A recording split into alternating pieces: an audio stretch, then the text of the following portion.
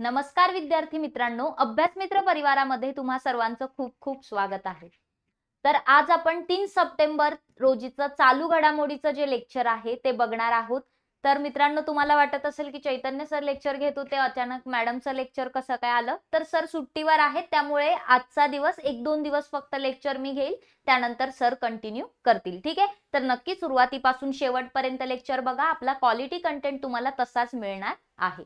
ठीक आहे, तर लेक्चरला सुरुवात करण्याआधी कंबाईन फाउंडेशन बॅचचे ऍडमिशन्स आपण सुरू केलेले आहेत। याचे लेक्चर सुद्धा 10 सप्टेंबर पासून सुरू होणार आहेत, ज्याची फी फक्त 4,999 रुपये ठेवलेली आहे सुरुवातीच्या काही विद्यार्थ्यांसाठी, आणि यामध्ये इन्स्टॉलमेंट सुद्धा मिळतील। सो ही जी बॅच असेल, state board, test series, digital note सगळं काही यामध्ये अवेलेबल असेल। सोबतच बीएमसी भरतीची लाईव्ह प्लस रेकॉर्डेड बॅच आहे अभ्यास मित्र सरळ सेवा ऍप्लिकेशन वरती, तर ह्याचे सुद्धा लेक्चर सुरू झालेले आहेत। 499 मध्ये तुम्हाला ही बॅच मिळणार आहे, तर पटापट इनरोल करा। आपल्या काही नोट्स आहेत वेगवेगळ्या विषयांच्या, तर या रिव्हिजन नोट्स सुद्धा तुम्ही ऍप्लिकेशन वरून डाउनलोड करू शकता, लाईक परचेस करू शकता। ठीक आहे, तर आपले हे प्लॅटफॉर्म्स आहे, टेलिग्राम आहे, इंस्टाग्राम आहे आणि अभ्यास मित्रचे ऍप्लिकेशन, जे तुम्हाला सर्व बॅचेस किंवा नोट्स परचेस करण्यासाठी लागणार आहे। बाकी काही डाउट्स असतील, कॉन्टॅक्ट नंबर दिले त्यावर तुम्ही कॉल और मेसेज करू शकता। तर 3 सप्टेंबर 2024 आपलं करंट अफेअर क्वेश्चन सुरू करूया। पहिला प्रश्न इथे समोर दिलाय, तो म्हणजे पॅरा ऑलिम्पिक गेम्सच्या ट्रॅक इव्हेंट मध्ये पदक जिंकणारी पहिली भारतीय खेळाडू कोण आहे? ठीक आहे, किंवा पहिला भारतीय खेळाडू कोण आहे? तर मित्रांनो, याचं उत्तर आहे प्रीती पाल। प्रीती पालने पदक जिंकलेला आहे पॅरा ऑलिम्पिक। पॅरा ऑलिम्पिक म्हणजे काय? ऑलिम्पिक झालं तर पॅरा ऑलिम्पिक असतं, त्यानंतर पॅरा ऑलिम्पिक इज जे फिजिकली चॅलेंज्ड आहेत, जे व्यक्ती अपंग आहेत किंवा काहीतरी व्हिज्युअली चॅलेंज्ड आहेत, ठीक आहे, अशा लोकांसाठी, अशा व्यक्तींसाठी ही काय असते? स्पर्धा असते। तर यामध्ये प्रीती पाल ही भारताची ऍथलीट आहे, जिने T35 स्पर्धेमध्ये, मित्रांनो ही एक अशी स्पर्धा आहे, T35 वर्ग जो म्हणतो आपण, ती कॅटेगरी अशी आहे की ज्यामध्ये जे ऍथलीट असतात त्या ऍथलीट्सला स्वतःचा बॅलन्स नाही सांभाळला जात। ठीक आहे, म्हणजे अजून स्पेशल कॅटेगरी येते की ते पळू नाही शकत, नीट चालू नाही शकत, स्वतःला बॅलन्स ठेवू नाही शकत, असे व्यक्ती येतात T35 कॅटेगरी मध्ये। ठीक आहे, तर ही जी स्पर्धा आहे पॅराऑलिम्पिक 2024 ते पॅरिस मध्ये आयोजित करण्यात आलेली आहे। यामध्ये T35 वर्गामध्ये हिने प्रीती पालने ही शर्यत जिंकलेली आहे। 14.21 सेकंदामध्ये 100 मीटरची शर्यत तिने पूर्ण केलेली होती। सो ही जी प्रीती पाल आहे ती पहिली भारतीय महिला किंवा पहिली भारतीय ऍथलीट ठरलेली आहे ही स्पर्धा जिंकणारी। उत्तर प्रदेश मधील आहे ती, मुझफ्फरनगरची। ठीक आहे, बाकी पण काही आपण म्हणजे जर पाहिलं तर 100 मीटर T35 स्पर्धेमध्ये आपल्याला जर म्हणजे आपण पाहिलं की प्रीती पालने कांस्य पदक जिंकलेलं आहे, पण गोल्ड मेडल कोणी जिंकलंय तर झोऊ जिया जी चीनची आहे, आणि रौप्य पदक सिल्वर मेडल जे आहे ते गुओ कियानने जिंकलेलं आहे, चीनची आहे। या व्यतिरिक्त पॅरिस ऑलिम्पिक जे आहे पॅरा ऑलिम्पिक, तर त्यामध्ये कोणी कोणी मेडल्स जिंकलेले आहेत तर अवनी लेखरा शूटिंग मध्ये तिने मेडल जिंकले, गोल्ड मेडल। मोना अग्रवाल जी आहे शूटिंग मध्ये bronze medal, Manish Narwal shooting मध्ये सिल्वर मेडल जिंकलेलं आहे। हा पुरुषांच्या 10 मीटर एअर पिस्तूल मध्ये जिंकले, आणि यांनी महिलांची जी 10 मीटर आहे त्यामध्ये जिंकलेलं आहे। ठीक आहे, त्यानंतर पुढे जाऊया। पुढचा प्रश्न, भारत सरकारने 4 कंपन्यांना नवरत्न कंपनीचा दर्जा दिलेला आहे। महारत्न, नवरत्न, मिनिरत्न असतं, त्यापैकी नवरत्न कंपनीचा दर्जा दिलेला आहे, तर खालीलपैकी कोणती कंपनी नवरत्न नाही? तर रिसेंटली भारत सरकारने 4 कंपन्यांना दर्जा दिला, त्यामध्ये solar energy corporation of India आहे, national hydro electric power corporation limited आहे, सतलज जलविद्युत निगम आहे, आणि एक रेलटेल आहे। पॉवर फायनान्स कमिशन नाहीये, पॉवर फायनान्स कॉर्पोरेशन नाहीये। सो उत्तर येईल option number 4, RailTel corporation of India, solar energy corporation of India, Satluj Jalvidyut Nigam आणि national hydro electric power corporation. या 4 काय आहेत? तर या 4 केंद्रीय सार्वजनिक क्षेत्रामधील जे काही उपक्रम आहेत, तर सीपीएससी जे आहेत यांना नवरत्नाचा दर्जा दिलेला आहे। 30 ऑगस्टला कोणी दिलेला आहे? केंद्रीय अर्थमंत्री निर्मला सीतारामन यांनी हा दर्जा दिलेला आहे।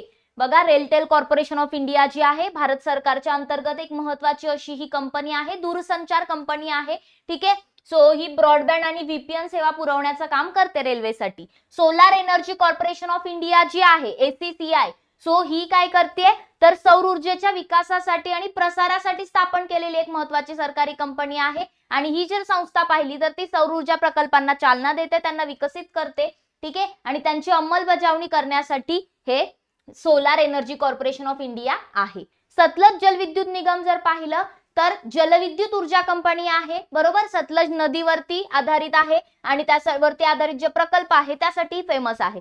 सो ही जी कंपनी आहे ती भारतात आणि परदेशामध्ये वेगवेगळे जे हायड्रो इलेक्ट्रिक पॉवर प्लांट्स आहेत, सो जे जलविद्युत प्रकल्प आहेत, तर त्यांचं बांधकाम, संवर्धन आणि व्यवस्थापन करण्याचं काम करते. तसंच national hydro electric power corporation जे आहे, तर ही NHPC जी आहे ती एक महत्वाची जलविद्युत कंपनी आहे. जे काही वेगवेगळ्या भागामध्ये जलविद्युत क्षेत्र आहेत तर त्यांच्यामध्ये ही कंपनी कार्य करते. आणि या कंपनीचं प्रमुख कार्य काय आहे, तर जे काही देशभरामध्ये मुख्य जलविद्युत प्रकल्प सुरू आहेत त्यांचं संवर्धन वगैरे करणं. ठीक आहे, त्यानंतर पॉवर फायनान्स कॉर्पोरेशन जे आहे, तर ही जर पाहिली तर ती नवरत्न कंपनी नाहीये. ठीक आहे, ती महारत्न कंपनी आहे. काय आहे ती, महारत्न कंपनी आहे. 4 नवीन सेंट्रल पब्लिक सेक्टर एंटरप्राइजेस जे आहेत त्यांच्या जोडणीसह आता नवरत्न कंपन्यांची संख्या 25 झालेली आहे. बाकी जर तुम्ही पाहिलं तर जे काही मी तुम्हाला म्हटलं की CPSE जे आहेत, सेंट्रल पब्लिक सेक्टर एंटरप्राइजेस जे आहेत, तर हे भारत सरकारच्या कंपन्या किंवा संस्था आहेत ज्यामध्ये सरकारचा हिस्सा आहे. म्हणजे 51% पेक्षा पण जास्त किंवा 51% यामध्ये जर तुम्ही पाहिलं तर भारत सरकारचा तेवढा वाटा आहे. ऊर्जा, खाणकाम, वित्त, दूरसंचार मध्ये कार्य करतात या कंपन्या. सार्वजनिक हिताची सेवा करणं किंवा देशाच्या आर्थिक प्रगतीत योगदान करणं हे त्यांचं उद्दिष्ट आहे. मग आपण संपूर्ण देशभरात जर पाहिलं, भारतामध्ये एकूण 13 महारत्न कंपन्या आहेत, 25 नवरत्न कंपन्या आहेत आणि मिनीरत्न 2 टाईपचे असतात, मिनीरत्न 1, मिनीरत्न 2, तर एकूण 70 मिनीरत्न आहेत. ठीक आहे, हे आकडे लक्षात ठेवा. पुढे जाऊया. संरक्षण निवृत्ती वेतनधारक सैनिक जे आहेत आणि त्या सैनिकांना आणि त्यांच्या कुटुंबियांना मदत करण्यासाठी नुकतंच भारतीय लष्कराने कोणता प्रोजेक्ट सुरू केलेला आहे, तर कोणता प्रोजेक्ट आहे, प्रोजेक्ट नमन, NAMAN, प्रोजेक्ट नमन सुरू केलेला आहे. हा जो प्रोजेक्ट आहे याचा पहिला टप्पा सुरू झालेला आहे, फर्स्ट फेज सुरू झालेला आहे. यामध्ये जे काही भारतीय लष्करामध्ये असणारे सैनिक आहेत, निवृत्ती वेतनधारक आहेत, रिटायर झालेले, तर त्यांना किंवा त्यांच्या कुटुंबियांना मदत करण्यासाठी हे डिझाईन केलंय. यामध्ये याची घोषणा 5 सप्टेंबर 2023 ला झाली होती. त्याचबरोबर भारतीय सैन्याने, इंडियन आर्मीने हे लॉन्च केलेलं आहे. या प्रकल्पामध्ये जर पाहिलं तर माजी सैनिक आणि शहीद लष्करी जवान जे आहेत त्यांच्या कुटुंबियांसाठी तक्रार निवारण केंद्र सुरू करण्यात येणार आहेत. पुढे जाऊया. अरबी समुद्रामध्ये येणारं जे चक्रीवादळ आहे, रिसेंटली आसना नावाचं जे चक्रीवादळ आहे, ते नाव कोणी दिलंय असा प्रश्न विचारलाय. तर मित्रांनो, पाकिस्तानने हे नाव दिलेलं आहे. तर गुजरातला जाऊन हे धडकणार आहे असं सांगितलं जातंय. सो गुजरातसाठी रिस्क आहे. आणि हे जे चक्रीवादळांना नावं दिली जातात तर ही नावं एकदाच सगळ्या देशांकडून पाठवलेली असतात, क्रमाक्रमाने एकेकाचं नाव येतं. सो पाकिस्तानने हे आसना नाव दिलेलं आहे. ठीक आहे, आसनाचा अर्थ थोडासा की ज्याला आपण प्रेज करू शकतो असा होतो. सो चक्रीवादळ जर आपण पाहिलं, चक्रीवादळ म्हणजे मध्ये काय असतं, लो प्रेशर, बाजूनी हाय प्रेशर असतं चारी बाजूनी, आणि या हाय प्रेशर कडून असे घुमून आतमध्ये वारे जातात. ठीक आहे, याला आपण चक्रीवादळ म्हणतो. इथे पाऊस वगैरे मग जोरदार होतो. सो कमी दाबाचं केंद्र असतं, लो प्रेशर असतं मध्ये, आणि याला आपण इंग्रजीत सायक्लोन असं सुद्धा म्हणतो. हे जे जोरदार वारे असतात ते खूप वेगाने वाहतात. ठीक आहे, आणि जवळजवळ 100 किलोमीटर प्रति तास पेक्षा पण जास्त याचा वेग असू शकतो. खूप मुसळधार पाऊस पडतो, पूर सुद्धा आणतात ते जिथे धडकतात तिथे. सो थोडंसं रिस्की असतं. मग आसना चक्रीवादळ जे आहे, तर हा आसना चक्रीवादळाचा इशारा आता दिलेला आहे की गुजरातला थोडासा हे आहे, अरबी समुद्रात असल्यामुळे पाकिस्तानने नाव दिलं. आसनाचा अर्थ आहे ज्याची स्तुती करावी असा. ठीक आहे, सो गुजरातला धडकू शकतं असं भारतीय हवामान खात्याने म्हटलेलं आहे. सो भारतीय हवामानशास्त्र विभागानुसार 1891 ते 2023 दरम्यान ऑगस्ट मध्ये अरबी समुद्रामध्ये फक्त 3 चक्रीवादळे, कोणते तर 1976, 1964 आणि 1944 मध्ये आलेली आहेत. ठीक आहे, असं भारतीय हवामानशास्त्राचं काय आहे, अंदाज आहे. ठीक आहे, कारण की ऑगस्ट मध्ये म्हटल्यानंतर थोडंसं पुढे गेलं, पाऊस जून जुलै मध्ये थोडं हे राहतं. ठीक आहे, केरळ सरकारने स्थापन केलेली के हेमा समिती कोणत्या क्षेत्राशी संबंधित आहे असा प्रश्न इथे विचारलाय. Again important question.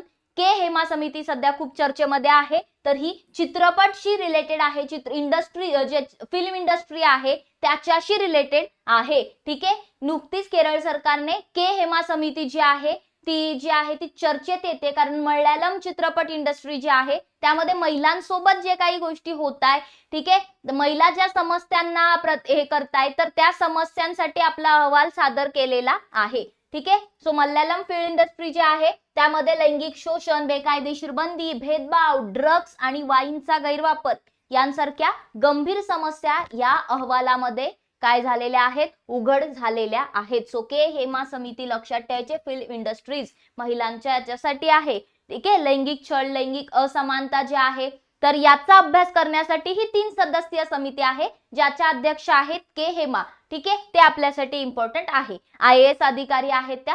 बाकी KB वत्सला कुमारी आणि शारदा पण आहे एक माजी अभिनेत्री, तर या त्यामध्ये सदस्य आहेत. सो बेसिकली 2017 मध्ये ही समिती जी आहे ती तयार करण्यात आली होती, स्थापना करण्यात आली होती. पुढे जाऊया. पुढचा प्रश्न आहे, भारतामध्ये दरवर्षी जो राष्ट्रीय पोषण सप्ताह आहे तो कधी साजरा केला जातो? इट्स ऑब्वियस 1 सप्टेंबर ते 7 सप्टेंबर. जो सप्टेंबरचा पहिला आठवडा आहे त्याला राष्ट्रीय पोषण सप्ताह, ठीक आहे, न्यूट्रिशन वीक म्हणून सेलिब्रेट केलं जातं. याची खूप गरज आहे सध्या न्यूट्रिशनची. रिपोर्ट्स बघितले तर भारताची कंडिशन वाईट आहे. सो नॅशनल न्यूट्रिशन वीक जो आहे तो कधीपासून साजरा केला जातो? 1982 पासून 1 ते 7 सप्टेंबरला तो साजरा केला जातो. आरोग्यामध्ये पोषणाचं महत्व जे आहे ते हायलाइट करण्यासाठी आणि जे निरोगी खाण्याच्या सवयी आहेत त्यांना प्रोत्साहन देण्यासाठी, की जंक फूड खाऊ नका. ठीक आहे. काय खा तर चांगलं अन्न खा. ठीक आहे. प्रोटीन्स, कार्बोहायड्रेट्स हे खा. सो राष्ट्रीय पोषण सप्ताह यासाठी महत्वाचं आहे की आरोग्य सुधारलं पाहिजे. जी वर्ल्ड हेल्थ ऑर्गनायझेशन आहे, जागतिक ऑर्गनायझेशन, जी जागतिक आरोग्य संघटना आहे त्यानुसार भारतामधील 36% मुलं कशी आहेत, कुपोषित आहेत. कशी आहेत? माल न्यूट्रिशन मध्ये आहेत. ठीक आहे. इव्हन माता आणि बालकांच्या आरोग्यामध्ये पण जर पाहिलं तर 53% गर्भवती महिलांमध्ये आयर्नची डेफिशियन्सी आहे, लोहाची कमतरता आहे. तसंच शिक्षण आणि जागरूकतेसाठी जर पाहिलं तर 40% लोकांना पौष्टिक आहार म्हणजे काय किंवा त्याचं इम्पॉर्टन्स काय हे माहितीच नाहीये. आणि रोगांचा प्रतिबंध जर पाहायला गेलो तर हृदयरोग असेल, मधुमेह असेल, डायबिटीज किंवा हाय BP असेल, यासारखे आजाराचे तुम्हाला खूप जास्त लोक आता काय दिसताय, वाढताना दिसताय. ठीक आहे. म्हणजे वाढ पण झाली, ऑलमोस्ट 10% ने वाढ झालेली आहे. इव्हन सामाजिक आणि आर्थिक लाभ सुद्धा आहेत, जसं की कुपोषणमुळे भारताची जी काही आर्थिक उत्पादकता आहे ती 2% ने कमी होत चाललेली आहे. सो बेसिकली न्यूट्रिशनचं इम्पॉर्टन्स लोकांना समजणं गरजेचं आहे. नेक्स्ट क्वेश्चन काय आहे तर युनायटेड किंगडम्सच्या युनिव्हर्सिटी ऑफ साऊथहॅम्प्टन कॅम्पस कोणत्या ठिकाणी उघडलं जाणार आहे असं विचारलंय. सो हे युकेची एक युनिव्हर्सिटी आहे साऊथहॅम्प्टन म्हणून, त्याचं कॅम्पस भारतात हरियाणातील गुरुग्राम या ठिकाणी उघडलं जाणार आहे. ठीक आहे. सो लक्षात ठेवा ही ब्रिटनची जी साऊथहॅम्प्टन युनिव्हर्सिटी आहे, विद्यापीठ आहे, तर त्याचं गुरुग्राम मध्ये हरियाणामध्ये कॅम्पस उघडण्याची परवानगी मिळालेली आहे. आणि जे राष्ट्रीय शैक्षणिक धोरण आहे 2020चं, न्यू एज्युकेशन पॉलिसी जी आहे त्या अंतर्गत याला परवानगी दिली आहे. ठीक आहे. की बेसिकली भारतीयांना पण चांगलं शिक्षण मिळालं पाहिजे. उच्च शैक्षणिक संस्थांची स्थापना आणि त्यांचं संचालन विद्यापीठ अनुदान आयोग जे आहे, युनिव्हर्सल ग्रँट कमिशन, त्यांनी ही घोषणा केली होती. सो बेसिकली शैक्षणिक गुणवत्ता सुधारण्यासाठी आणि विद्यार्थ्यांना त्यांचं एक वर्ल्ड लेवलला, इंटरनॅशनल लेवलला जाऊन त्यांचं करिअरच्या संधी उपलब्ध करून देण्यासाठी हे आपण सुरू केलेलं आहे. सो जुलै 2025 पासून हे सुरू होण्याची अपेक्षा आहे. नेक्स्ट क्वेश्चन, भारतीय तटरक्षक दलाच्या ICGच्या पहिल्या स्वदेशी विकसित प्रदूषण नियंत्रण जहाजाचं नाव काय आहे? जे ऑइल लिकेज वगैरे होतं तर त्यावर समुद्राचा कंट्रोल ठेवण्यासाठी जहाज जे आहे ते पहिलं कोणतं आहे? समुद्र प्रताप. कोणतं आहे? समुद्र प्रताप. Option number 4.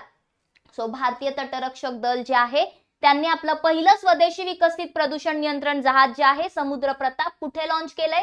गोव्यामध्ये लॉन्च केलेलं आहे. ठीक आहे. समुद्र प्रताप गोवा शिपयार्ड लिमिटेडने विकसित केलेलं आहे. काय करतं तर समुद्र किनाऱ्यांवरील तेल गळती जी आहे ती थांबवण्यासाठी ह्याला लॉन्च केलेलं आहे. मग सागरी सशस्त्र सेना भारतीय तटरक्षक दल आहे. सो संरक्षण मंत्रालयाच्या अंतर्गत कार्यरत आहे, जे 1977 मध्ये याची स्थापना करण्यात आली होती. पुढचा प्रश्न, केंद्रीय गृह मंत्रालयाने दिल्लीचे मुख्य सचिव म्हणून कोणाची नियुक्ती केलेली आहे? धर्मेंद्र कुमार. कोण आहेत दिल्लीचे आता मुख्य सचिव? धर्मेंद्र कुमार आहेत. Option number 2. So Dharmendra Kumar हे वरिष्ठ IAS अधिकारी आहेत, तर यांची तिथे नियुक्ती आता करण्यात आलेली आहे मुख्य सचिव म्हणून. ठीक आहे, नरेश कुमार होते आधी, आता त्यांच्या जागी धर्मेंद्र कुमार आलेले आहेत. सो धर्मेंद्र कुमार हे जर बघायचं झालं तर हे IAS ऑफिसर आहेत. एगमट केडर होतं त्यांचं, म्हणजे अरुणाचल प्रदेश, गोवा, मिझोरम आणि युनियन टेरिटरीज असं शिफ्टिंग वरती जे केडर असतं त्या केडरचे ते IAS अधिकारी आहेत 1989 चे. सो सध्या ते सध्या जर पाहिलं तसं तर ते अरुणाचल प्रदेशमध्ये मुख्य सचिव पदावरती कार्यरत आहेत. आता त्यांना दिल्लीचे मुख्य सचिव बनवले. सो AGMUT जे आहे, एगमट कॅडर ज्याला आपण म्हणतो, त्याचं अरुणाचल प्रदेश, गोवा, मिझोरम आणि केंद्रशासित प्रदेश संवर्ग असं त्याला म्हटलं जातं. खालीलपैकी कोणती महारत्न कंपनी जी आहे खालीलपैकी कोणाची महारत्न कंपनी जी आहे एक हिंदुस्तान पेट्रोलियम कॉर्पोरेशन लिमिटेड याच्या अध्यक्षपदी नियुक्ती करण्यात आलेली आहे? तर इथे रजनीश नारंग यांची या हिंदुस्तान पेट्रोलियम कॉर्पोरेशन लिमिटेडच्या अध्यक्षपदी नियुक्ती करण्यात आलेली आहे. ही एक महारत्न कंपनी आहे. ठीक आहे, पेट्रोलियम आणि नैसर्गिक वायू मंत्रालय जे आहे, नॅचरल गॅस वाला मिनिस्ट्री जे आहे, तर भारत सरकारने महारत्न कंपनी जी आहे हिंदुस्तान पेट्रोलियम कॉर्पोरेशन लिमिटेड आणि इंडियन ऑइल कॉर्पोरेशन लिमिटेड यांच्या अध्यक्षतेपदी त्यांना नियुक्त केले आहे. 2 अध्यक्ष नियुक्त केलेले आहेत. So Hindustan petroleum corporation limited जे आहे, तर आता तिथे रजनीश नारंग आलेले आहेत. आधी कोण होते? पुष्पकुमार जोशी होते, त्यांच्या जागी रजनीश नारंग आलेले आहेत. आणि Indian oil corporation limited IOCL चे अध्यक्ष कोण आहेत? सतीश कुमार वडुगरी आहेत. ठीक आहे, आधी श्रीकांत माधव वैद्य होते. सो हे 2 अध्यक्ष लक्षात ठेवायचे. रजनीश नारंग कोणाचे आहेत? Hindustan petroleum corporation limited HPCL. आणि IOCL चे कोण आहेत? Satish Kumar Vadugari, Indian oil corporation limited. तर मित्रांनो, आपले क्वेश्चन्स झालेले आहेत. आजचा एक टेस्ट क्वेश्चन ज्याचं उत्तर सर्वांनी कमेंट बॉक्स मध्ये करायचं आहे. संरक्षण निवृत्ती वेतनधारक सैनिक आणि त्यांच्या कुटुंबियांना मदत करण्यासाठी भारतीय लष्कराने कोणता प्रोजेक्ट सुरू केलेला आहे? तर सर्वांनी चॅट बॉक्स मध्ये, कमेंट बॉक्स मध्ये मला रिप्लाय करायचे की सांगायचे याचं उत्तर काय येईल. तर combine foundation batch again admissions open आहेत. ज्यांना कोणाला इच्छा असेल ते यामध्ये ऍडमिशन घेऊ शकतात. पुढच्या वर्षीसाठी ही बॅच तुम्हाला निश्चितच फायदेशीर ठरेल. एक किंवा या वर्षीची पण एक्झाम होणार आहे डेफिनेटली, त्यासाठी सुद्धा.